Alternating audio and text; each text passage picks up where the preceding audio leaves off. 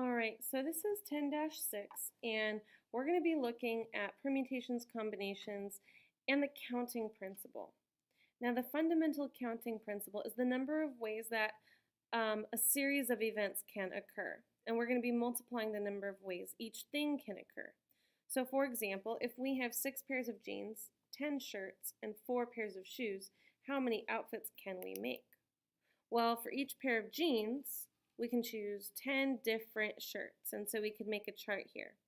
And then, so 6 pairs of jeans, and then times 10 would give us 10 different shirts, and then for each of those options, we have 4 different pairs of shoes.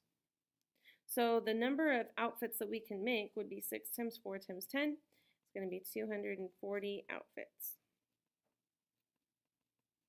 Because we are talking about a situation here, we want to write our answer in terms of whatever the question is asking. Next, we can look at permutations. Permutations is something where the order does matter. Okay, so we're talking about things like your locker combination. The numbers that are in your combination, it matters what order you put those numbers in. Then we also have combinations where the order doesn't matter.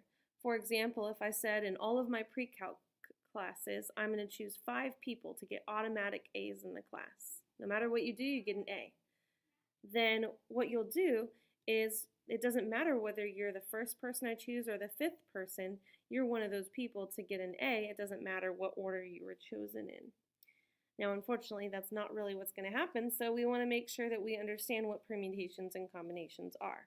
So these are the 2 formulas, and the only difference is that a permutation doesn't have the r factorial on the bottom.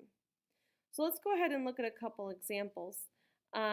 Here it's asking us to determine if the following are permutations or is it a combination, and then we need to explain our reasoning. So this first example says 50 people purchase raffle tickets. 3 winning tickets are selected at random, and if each prize is worth $500, how many different ways can the prizes be awarded? Well, if you're one of those 3 winning tickets, let's see, 50 people purchase, 3 winning tickets are chosen, then it really doesn't matter whether you're the first, second, or third person. Either way, you're still getting $500. So that would be a combination because the order doesn't matter. You're getting the same thing. And this is because like we said, what you get regardless if you're first, second, or third is the same. Now we can take a look at number 2, which is a very similar situation. It says 50 people purchase raffle tickets. 3 winning tickets are selected at random. The first person chosen gets 1,000, the second person gets 500, and the third person gets 100. And how many different ways can the prizes be awarded?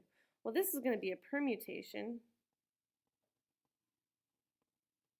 because it makes a difference whether you are chosen first, second, or third. If you're first, you get $1,000, but if you're third, you only get 100. So because what you get on your outcome, or because each one of these positions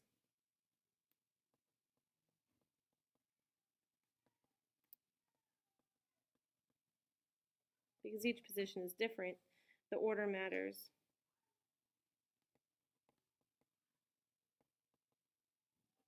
It matters.